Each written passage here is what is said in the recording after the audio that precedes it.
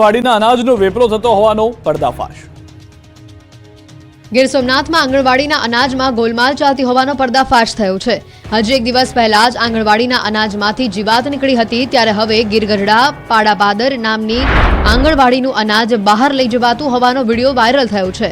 સંચાલક દ્વારા અનાજ બહાર લઈ જવાતું હોવાનું સામે આવ્યું। મોડી રાત્રે આંગણવાડીનું અનાજ સંચાલક દ્વારા આંગણવાડીની બહાર લઈ જવામાં આવી રહ્યું છે।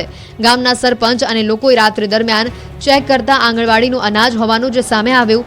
અનાજની કાળાબજારી પકડાઈ જતા સંચાલકનું કહેવું છે કે તે અનાજ સાફ કરવા ઘરે લઈ જતા હતા, જો કે મોડી રાત્રે અનાજ ઘરે લઈ જતા અનેક સવાલો ઊભા થઈ રહ્યા છે। બાદ આંધી વંટોળ સાથે તૂટી પડશે વરસાદ, અંબાલાલની હચમચાવી નાખનારી આગાહી। અંબાલાલ પટેલની હચમચાવી નાખનારી આગાહી। 3 દિવસ બાદ આંધી વંટોળ સાથે તૂટી પડશે વરસાદ। 22 જૂન સુધી આબ ફાટે તેવો વરસાદ પડશે। રાજ્યમાં વરસાદે ભલે બ્રેક મારી હોય, પરંતુ 3 દિવસ બાદ તોફાની વરસાદ માટે થઈ જજો તૈયાર। 3 દિવસ બાદ એટલે કે 17મી જૂનથી ચોમાસાની ધમાકેદાર એન્ટ્રી થશે। એવો વરસાદ પડશે કે 3 દિવસમાં નદી નાળા ડેમ છલકાઈ જશે। આવી ખતરનાક અને ખેડૂતોને હચમચાવી નાખનારી આગાહી હવામાન નિષ્ણાંત અંબાલાલ પટેલે કરી છે।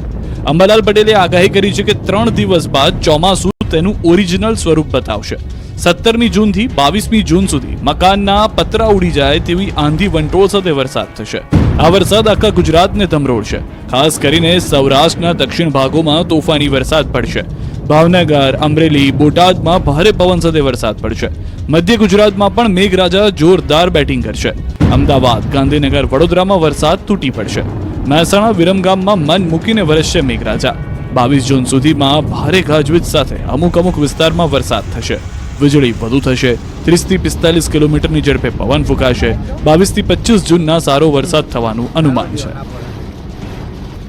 પવનની તેજ ગતિના સપાટા સૌરાષ્ટ્રના દક્ષિણ ભાગમાં, ભાવનગરના ભાગમાં, બાબરા, બોટાદ, બરવાડા, આ ઉપરાંત દક્ષિણના ઘણા ભાગો અને ખંભાતના ભાગો, ગોધરાના ભાગો, તારાપુરના ભાગો, ખેડા કેટલાક ભાગમાં વિન્ડ ગસ્ટ જબરદસ્ત છે। ચોમાસું જામ્યું। સુરેન્દ્રનગર, ભાવનગર અને રાજકોટમાં કડાકા ભડાકા સાથે વરસાદ તૂટી પડ્યો। સુરેન્દ્રનગરના મૂળીમાં કડાકા ભડાકા સાથે વરસાદ તૂટી પડ્યો। સુરેન્દ્રનગરના મૂળી તાલુકાના ગામડાઓમાં સવારથી ઉકળાટ બાદ સાંજના સમયે વરસાદ તૂટી પડ્યો હતો। કડાકા ભડાકા સાથે તોફાની વરસાદ વરસતા મૂળીના ગામડાઓના રોડ પર પાણી ભરાઈ ગયા હતા। મૂળી, સરા સહિતના ગામડાઓમાં વરસાદથી રોડ પર પાણી વહેતા થઈ ગયા હતા। ધોધમાર વરસાદથી ખેડૂતો ખુશ થઈ ગયા। બીજી તરફ અસહ્ય ઉકળાટ અને બફારામાંથી લોકોને રાહત મળી। તોફાની વરસાદના દ્રશ્યો છે ભાવનગરના। ભાવનગર જિલ્લાના શિહોર તાલુકાના ગામડાઓમાં મેઘરાજાએ જમાવટ કરી। ગામડાઓમાં લગભગ અડધો કલાક સુધી વરસાદ મન મૂકીને વરસ્યો। 8 મહિનાઓથી સુખી ભટ્ટ ધરતી પર આકાશમાંથી હિત વરસતા ચારે બાજુ ઠંડક પ્રસરી ગઈ હતી। શિહોર તાલુકાના વરલ ગામે ધોધમાર ભારે પવન સાથે વરસાદ પડતા ગામની ગલીઓમાં પાણી ભરાઈ ગયા હતા। વરસાદને કારણે ખેડૂતો ખુશ થઈ ગયા।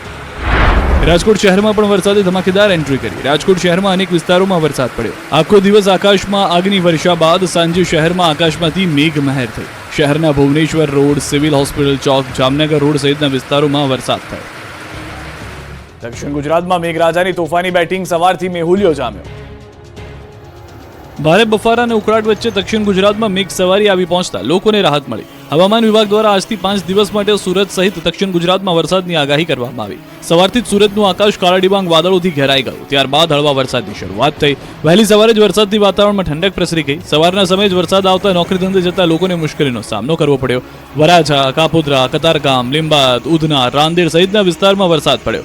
હળવા વરસાદને કારણે વાતાવરણમાં ઠંડક પ્રસરી ગઈ। નોકરી ધંધા પર જતા લોકોએ પલળે નહીં તે માટે ઓવરબ્રિજનો સહારો લીધો, જ્યારે કેટલાક લોકો બ્રિજ પર પલળતા પોતાના વાહનમાં પસાર થઈ રહ્યા હતા। નાના બાળકો પણ પહેલા વરસાદમાં ઝૂમી ઉઠ્યા। વરસાદની રાહ જોતા ખેડૂતોમાં પણ ખુશીનો માહોલ જોવા મળ્યો। ડાંગમાં મેઘરાજાની પધરામણી, પડ્યો દેહ ધનાધન। ધોધમાર વરસાદના દ્રશ્યો છે ડાંગમાં વહેલી સવારથી વરસાદે મંડાણ કર્યું। છેલ્લા કેટલાક દિવસથી ભારે બફારામાં લોકો પરસેવે રેબઝેબ થતા જોવા મળ્યા। સવારથી વાદળો પણ કાળા ડિબાંગ થઈ ગયા હતા, ત્યારે વીજળીના કડાકા ભડાકા સાથે વરસાદ તૂટી પડ્યો। ડાંગ, વઘઈ સહિતના વિસ્તારોમાં ધોધમાર વરસાદ પડતા રોડ પર પાણી વહેતા થઈ ગયા। અચાનક જ વરસાદ શરૂ થઈ જતા સવારમાં લોકોને મુશ્કેલી પડી। વરસાદે તોફાની બેટિંગ કરતા વાતાવરણમાં ઠંડક જરૂરથી પ્રસરી ગઈ। વરસાદના કારણે આ વિસ્તારના ખેડૂતો પણ ખુશખુશાલ થઈ ગયા હતા। ડાંગના હવાના ગલકુંડ વિસ્તારમાં આબ ફાટ્યા જેવી સ્થિતિ સર્જાઈ. ડુંગર પર ભારે વરસાદ, ખાપરી નદીમાં ઘોડાપૂર આવી ગયું. નદીમાં અચાનક પૂર આવતા લોકો પણ આશ્ચર્યમાં મુકાઈ ગયા. ખાપરી નદીના કેચમેન્ટ એરિયામાં આવતા ડુબાઉ કોઝવે પર નદીના પૂર ફરી વળતા થોડા સમય માટે વાહન વ્યવહાર ઠપ થઈ ગયો હતો. હજી તો ચોમાસું જેવું હોય તેવું જામ્યું નથી. તે પહેલા જ ડાંગની અંદર આ પૂરના દ્રશ્યો આપ જોઈ રહ્યા છો. આબ ફાટ્યું હોય તે પ્રમાણેની પરિસ્થિતિનું નિર્માણ થયું છે. આ કોઈ જૂના દ્રશ્યો નથી. આજના દ્રશ્યો અમે આપને બતાવી રહ્યા છીએ કે જ્યાં આગળ પૂર આવ્યાની પરિસ્થિતિનું નિર્માણ થયું હતું. નદીઓ બે કાંઠે નહીં પૂરમાં પરિવર્તિત થઈ ગઈ હોય, વિસ્તારોને ડૂબાડતી હોય તેવા દ્રશ્યો જોવા મળ્યા.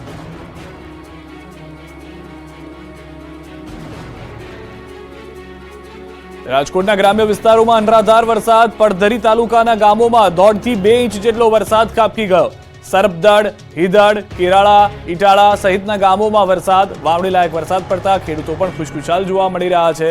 તો સૌરાષ્ટ્રના અનેક વિસ્તારોમાં વરસાદ થઈ રહ્યો હતો. રાજકોટ શહેરમાં પણ સારો એવો વરસાદ સાંજે સુધીમાં જોવા મળ્યો હતો અને હવે રાજકોટ જિલ્લાના પણ સમાચાર મળી રહ્યા છે. 1.5 ઇંચ વરસાદ પડધરીમાં થયો હોવાની જાણકારી છે. પડધરીમાં 1.5 ઇંચ વરસાદથી એ વાત સ્પષ્ટ છે કે ખેડૂતો જે રાહ જોઈ રહ્યા હતા વાવણી લાયક વરસાદની, તે વાવણી લાયક વરસાદ આવી ગયો છે. અનેક વિસ્તારોની અંદર નદીઓ જીવંત થઈ ગઈ છે, બે કાંઠે જોવા મળી રહી છે. વાવણી લાયક વરસાદથી ખેડૂતો જે ચોમાસું અટકી ગયું છે અથવા તો વિલંબ સાથે અથવા તો નબળું થઈ ગયું છે, મોન્સૂન બ્રેક જેને કહેવામાં આવે છે, તેવી પરિસ્થિતિનું નિર્માણથી ખેડૂતો ચિંતામાં હતા. પરંતુ આ તમામ વિસ્તારની અંદર સારો વરસાદ થઈ રહ્યો છે. લોધિકામાં પણ તોફાની વરસાદ છે. રાજકોટ જિલ્લાના ગ્રામ્ય વિસ્તારમાં વરસાદ. લોધિકા તાલુકાના રાવકી સહિતના ગામોમાં વરસાદ. વરસાદના આગમનથી ખેડૂતોમાં ખુશી. વાવણી લાયક વરસાદથી ખેડૂતો જોઈ રહ્યા હતા રાહ. એ દરમિયાન આ દ્રશ્યો પણ આપ જોઈ રહ્યા છો કે જ્યાં આગળ ગામનો પુલ બેસી ગયો છે. રાજકોટ પંથકમાં પાછલા 2 દિવસથી વરસાદી માહોલ જામ્યો છે.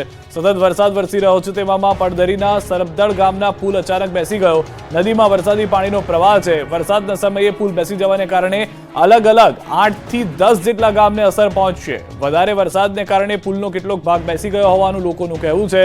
હાલ વાહન વ્યવહારને અસર પહોંચી રહી છે. ભારે વરસાદ થયો છે. ભારે વરસાદને કારણે નદી જે હતું તેમાં પાણીનું પ્રમાણ વધી ગયું, જે એક મુખ્ય કારણ ગામ લોકોનું કહેવું છે કે જેના કારણે આ પુલ બેસી ગયો છે. 8 થી 10 જેટલા ગામને એકબીજા સાથે જોડતો આ એકમાત્ર પુલ હતો જે બેસી જવાને કારણે, આ ક્ષતિગ્રસ્ત થઈ જવાને કારણે વાહન વ્યવહાર અટકી ગયો છે. હવે જ્યાં સુધી આ નવો પુલ નહીં બને ત્યાં સુધી આ ગામ લોકોનું એક તરફથી બીજી તરફ જવું મુશ્કેલ થતું જોવા મળી રહ્યું છે. તો સરપદડ, રાજકોટ, પડધરીના દ્રશ્યો અમે આપને બતાવી રહ્યા છે કે જ્યાં આગળ 1.5 થી 2 ઇંચ વરસાદ વરસી ગયો હોવાનું જાણવા મળી રહ્યું છે.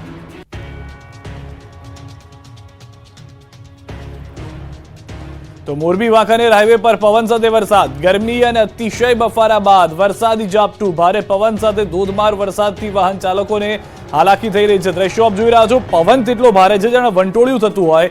દ્વિચક્રી વાહનને તો બહાર નીકળવું મુશ્કેલ થઈ રહ્યું છે. આ વાહન સાથે તમને ઉડાડીને લઈ જાય તેવો પવન જોવા મળી રહ્યો છે. વાંકાનેરના દ્રશ્યો છે જે તે આપને બતાવી રહ્યા છે. વાહન ચાલકોને કેટલીક જગ્યાએ ઊભા રહીને ત્યારબાદ વરસાદ ધીમો થાય પછી આગળ વધવાની પરિસ્થિતિનું સામનો કરવો પડી રહ્યો છે. વિસ્તારની અંદર અનેક જગ્યાએ ભારે પવન સાથે વરસાદ જોવા મળી રહ્યો છે. તો આ તરફ કચ્છના વાગડ વિસ્તારમાં પણ વાતાવરણમાં પલટો આવ્યો છે. ગરમી અને ઉકળાટ બાદ રાપર શહેરમાં વરસાદી ઝાપટા પડ્યા. તાલુકાના અન્ય વિસ્તારોમાં પણ વરસાદી માહોલ જોવા મળ્યો છે. પરંતુ કચ્છની અંદર વરસાદી ઝાપટાને કારણે તમામ લોકોને ઠંડક મળી ગઈ છે. વાત અમરેલીની પણ કરી લઈએ. અમરેલી સાવરકુંડલાના ગ્રામ્ય પંથકમાં વાતાવરણ પલટાઈ ગયું છે. બપોર બાદ ભારે પવન સાથે વરસાદી માહોલ જામ્યો છે. સાવરકુંડલાના ઠવી, વિરડી, વાશિયાળી, નાળમાં વરસાદ જોવા મળ્યો છે. મોલડી, ભોકરવા સહિતના ગામોમાં પણ ધોધમાર વરસાદ થયો છે. ભારે વરસાદને કારણે ખેતરો પાણીથી તરબોળ થઈ ગયા છે. વરસાદને કારણે નાળ ગામની સ્થાનિક નદીમાં પૂર આવી ગયું છે. વાવણી લાયક વરસાદને કારણે ખેડૂતો ખુશ છે. સ્થાનિક નદીઓમાં પૂર જોવા મળી રહ્યું છે.